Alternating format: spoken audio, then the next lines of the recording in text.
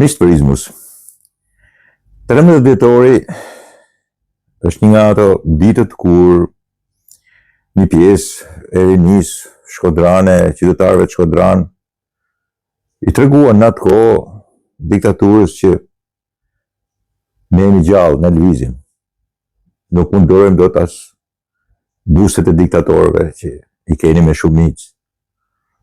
Demonstruan atë që patën mundësi dhe kishin aftësi në atë kohë. Imagjinoni, ishte viti 1990 dhe dhe të moseshim në rrezik të jashtëzakonshëm si jetën e tyre ashtu dhe qytetarëve të tjerë. Por në atë ditë nuk u ekzekutua një njeri dhe nuk u plagos asnjë njeri, por u ekzekutua busti i Enver Hoxhës përpara komitetit ekzekutiv të asaj kohe. Unë njoh disa prej atyre djemve. Kam parë gjitha skenat vet. Mund t'i përshkruaj me ngjyrat nga më të bukura dhe sot e kësaj dite. Ishin skena që fillonin nga dramatike, tragjike, po dhe komike, sepse kishte edhe skena komike në atë rast. Por dramatike ekzistonte në largimin e asaj koke, busti të Enver Hoxhës të ngritur para komitetit ekzekutiv. Ishin disa djem dhe burrat asaj kohe. Disa për tyre janë shok të mi dhe sot e kësaj dite. Dikush nuk është. Dikush është jashtë shtetit. Një prej miqve të mi, për shembull. Nini Vitani nuk është në Shqipëri. E megjithatë, atë bust, atë kokë të Enver Hoxhës, e cila ishte e lidhur fort për mi pjedestale, dhe ati gati u deshën që ta shpërthenin, që ta arzonin, dhe pastaj në një farë mënyrë tregonin edhe brohoritjet për mi largimin e tij. Kjo ishte ngjarje dhe i parapriu shumë ngjarjeve të tjera që kishin bërë në ardhmën e demokracisë në Shqipëri. Ishte një ngjarje e cila ju parapriu ngjarjeve të ndryshme nëpër Shqipëri. Ishte e para që po e paraprinte. Praktikisht mbeti ai busti që ishte vendosur jo nga këshillet bashkiake, po nga komiteti ekzekutiv, dhe nuk i merrte leje kush në atë kohë këshilleve bashkiake që s'ekzistonin për ta vendosur atë bustin. Të gjitha këto po i tregoj se dua të them diçka tjetër tani. Pra ishte vendosur në atë kohë dhe urxua në atë kohë dhe mbeti pjedestali. Mbas ti, me këshillet bashkiake ma vonë demokrate, u ndërtua dhe memoriali, pjedestali i atë Gjergj Fishtës. Dikush nuk e do, dikush nuk e pëlqen, dikush e pëlqen. Në fakt është një vepër e mirë e Pjerin Kolnikajt, por janë një mas një njeri tjetri. Ditë e fundit, Ervin Gjini, kryetari i shoqatës 13 dhjetori dhe në marrëveshje me shoqatët e përsekutuarve, në marrëveshje me Bashkinë e Shkodrës, drejtoren Bashkinë e Shkodrës, dhe na gjeni një vend më dinjitos, më në Shkodër thënë më të kenun, afër, që të prezantohen të dyja, jo njëri mas tjetrit. Memoriali, shtatorja, grupi skulpturor i Gjergj Fishtës, dhe njëkohësisht ky akt i atyre burrave, atyre djemve me 13 dhjetor 1990. Dhe bukuri. Bashkia e Shkodrës e largon, e merr një copë të paprishur, e largon për ta vendosur aty afër, po në mënyrë më dinjitoze, duke i bërë një shesh të veçantë. Jo njëri pas tjetrit, siç e keni parë vazhdimisht. Çfarë ndodh prej kësaj? Ndodh që Partia Demokratike nëpërmjet kryetares e mëruar të saj e bën si akt komunistash këtë largimin. E para nuk interesohet se kanë marrë leje këta që e kanë bërë. Jo kanë dhënë, kanë apeluar njerëzit që mbase ju mbetet hatri për këtë punë. Kanë një bashkërendim, pyesin nuk kanë këta. Do ta nguten se duhet të shesin mend ke kryetari i partisë tyre, që Sali Berisha ish komunisti, sekretari i partisë Sali Berisha, që nuk i dhimen as ato djemt e Shkodrës, edhe bile mund t'i dhimet po largimi i kokës e Enverit për atë, sepse ai e ka pas kryetar partisë tij të parë, të PPSH-s. Por nuk është se po bëhesh në një gjë e madhe se ndodhte ky fenomen i pa kuptuar mirë dhe i pasqaruar mirë te Partia Demokratike e sotme, e kam fjalën, jo e dieshme, e cila shkruan me anë të kryetares së saj, që është vendosur me vendim të Këshillit Bashkiak dhe duhet hequr me vendim të Këshillit Bashkiak. Tash ai busti atje i Enver Hoxhës duhet sqarohet një herë për gjithmonë Partia Demokratike Bolshevike e Shkodrës. Nuk është vendosur me vendime të Këshillit Bashkiak. Ai busti i Enver Hoxhës është vendosur nga Partia e Punës së Shqipërisë, nga Komiteti Ekzekutiv i asaj kohe dhe pa asnjë lloj vendimi. Nuk ka pas nevojë të marrësh vendim të vendosësh bustin e Enver Hoxhës në kohë të Enver Hoxhës. Këto marrëzire janë vetëm në mendjen e Partisë Demokratike demente të Shkodrës, e cila sigurisht jo e gjitha kështu dhe nuk ka qenë gjithmonë kështu, është katandisur kështu. Vepron në mënyrë jo thjesht aproksimative, jo thjesht pa kuptueshme, jo thjesht marrëqe, po vepron në mënyrë patologjikisht të smur. Është e smur si e gjithë partia në Shqipëri. Ai bust i Enver Hoxhës nuk ka pas vendim të Këshillit Bashkiak. Nuk ka ekzistuar Këshilli Bashkiak kur është vendosur. Të gjithë vendimet që dalin mbrapa janë vendime nul para vendosjes fillestare të atij momenti të atij busti dhe atij piedestali ku vendoset koka e Enver Hoxhës. Ajo kokë është hequr nga ata djemtë. Dhe ata djemtë kanë vendosur të kenë një vend dinjitos. Dhe këtë vend dinjitos do t'ja jap edhe do të realizoj Bashkia e sotme e Shkodrës. Dhe do të largoj marrëzinë pa kuptim të dy monumenteve njëri mas tjetrit, duke mos respektuar asnjëri tjetrin. Tash secili nga këto monumente do të ketë vendin e vet. Dhe nuk duhet harruar se atë gjershfishën e ka vendosur Bashkia e Partisë Demokratike që sot kërkon të drejtat për një bust që nuk e ka vendosur asnjë lloj Këshilli Bashkiak në kohë demokracie. Janë thjesht mendimet marrëqe të kësaj partie dhe kryetarëve e përfaqësuesve të saj. Dakord, miqtë e mi, monumenti piedestal i shembullit dhe simbolit të rrëzimit të Enver Hoxhës në Shkodër do të vendoset në vend dinjitos nga Bashkia e sotme e Shkodrës. Kurse Partisë Demokratike i mbetet vetëm turpi i marrëzive të saj të pakuptimta, të parespektshme për qytetin, jo qytetare, jo urbane, si zakonisht ka vendosur ajo vitet e fundit të sillet.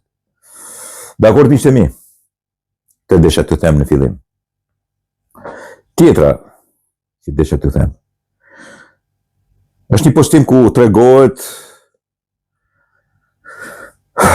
ai që kryeson Partinë Demokratike, por që është Elbasanli, pedagog Luciano Boçi, i cili shprehet që sigurisht edhe ne mund bëjmë një 21 janar, por ne nuk duam të vim, ne nuk bëjmë gjëra të tilla, ne nuk duam dhune, s'duam gjakë, s'duam. Është një vazhd folklorizmi edhe shëmtie ke Partia Demokratike që i çon njerëzit që vazhdojnë të ndjekin Salini Berishën mrapa, të thonë marrëzira të tilla. Edhe më vjen keq që e thotë edhe zoti Boçi. Sepse sigurisht ka një përgjigje.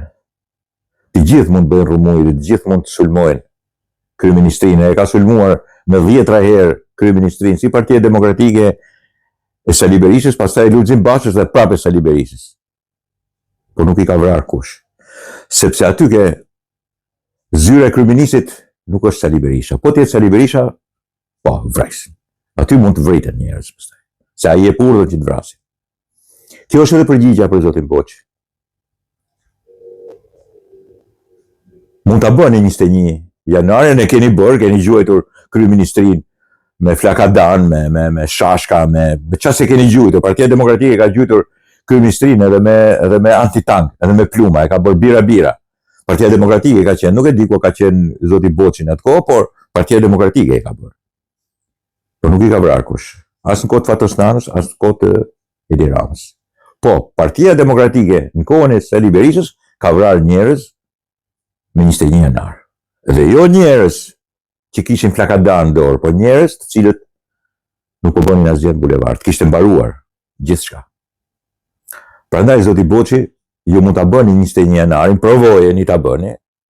Provojeni, siç keni provuar edhe herë tjetër. Provojeni ta bëni dhe do të shikoni nëse vritet një njeri. Dhe do të shikoni pastaj se kush e mban përgjegjësinë. Nuk vret kush më, zoti Boçi, është mbyllur ai. 21 janari 2011 ka vrarë edhe protestën. Sepse vrau njerëz të pafajshëm në bulevard. Dakor? E fundit.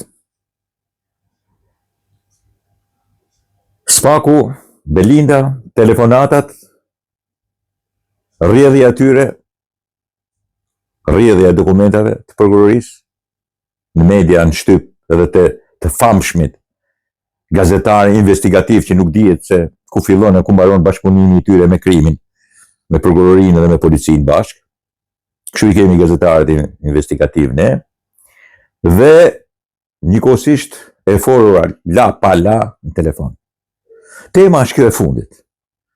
Belinda Balluku, të cilët i dalin telefonata, sepse Spaku në 90% veprimeve ka akuzat që i bëjnë partitë njëra tjetrës, çon ose avokatët e partisë ose vetë partitë dhe çon në çështje dhe përgjimet e telefoneve. Nuk është se ka ndonjë Spaku i sotëm, pastaj këto i zbërthen. Nuk është se ka ndonjë hetim tin që nuk bazohet ke këto dy element, o ke akuzat edhe denoncimet e partive për njëra tjetrën edhe për njerëzit e njëra tjetrët, ose hetime që dalin nëpërmjet telefonatave të përgjuara.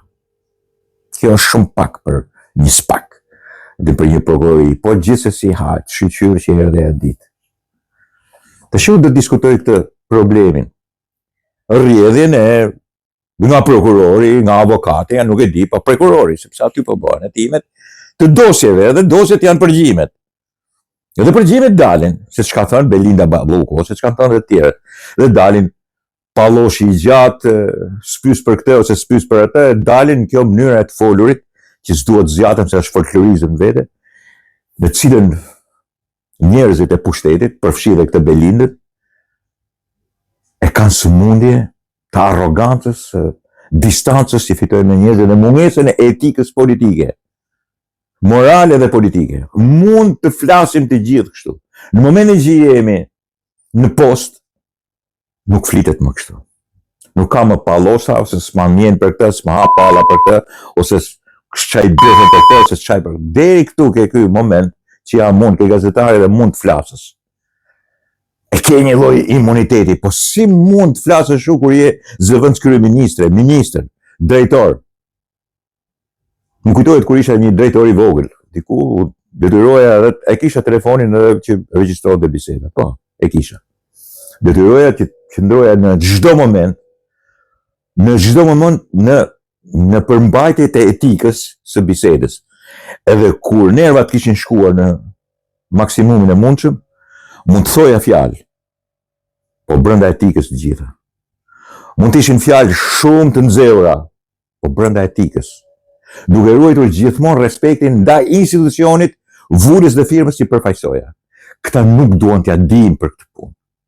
Këta bien brenda nga përgjimet. Imagjino çfarë punë bën Spaku kur ka përgjime telefonike. Pastaj nga që ka përgjimet, me që pas ka thënë kështu në përgjimet, e hajtë se po hetojmë këtë tenderit. Ka kapësh nga fundi, nga bishti. Në gjithë të shqyqyrë që përbëhet edhe kjo punë. Nuk u pëlqen hiç, nuk ka profesionalizëm kjo punë, duhet niste që nga fillimi, jo në përgjime, jo të dalin përgjime, po niste tenderi, që në fillim. Por kjo nuk është tema.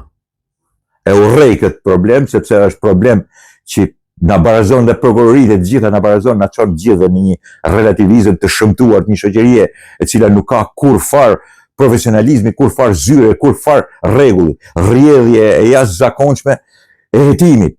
Pa dal dosja kërkon, pa u studiu mirë, del e merr la bashkë me këtë tjetrin edhe plasin nëpër televizion. Këta janë, ky është një këta janë si dasmor. Dhe këta janë si banda dasmet, si orkestra dasmet. I bine dhe e thonë gjithçka. Është për të neveritur kjo punë, por kështu është çka i bën. Kështu janë dhe prokurorit. Pse do të jenë ndryshe, për shembull prokurorit nga nuk e di, vjen keq që e them këtë punë, por kështu është. Nga një që rregullon makina ose që që lynë pallate, bile ka mundësi që t'jenë më profesional ta.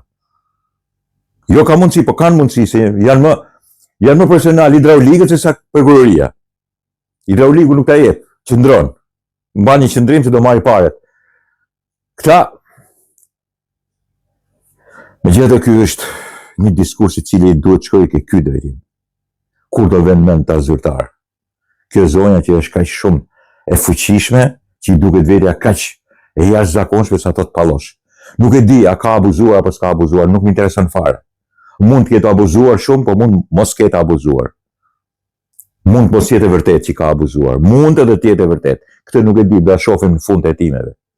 Ajo që di është se i ka dalë zëri duke thënë pallosh, kryeministrit saj. Ai pallosh i gjatë. Ose këtij tjetrit nuk ma haje, çoj këtu e çoj atje, ose këtij me fjalë tjera të cilat s'kan të bëjnë fare me zyrtarin.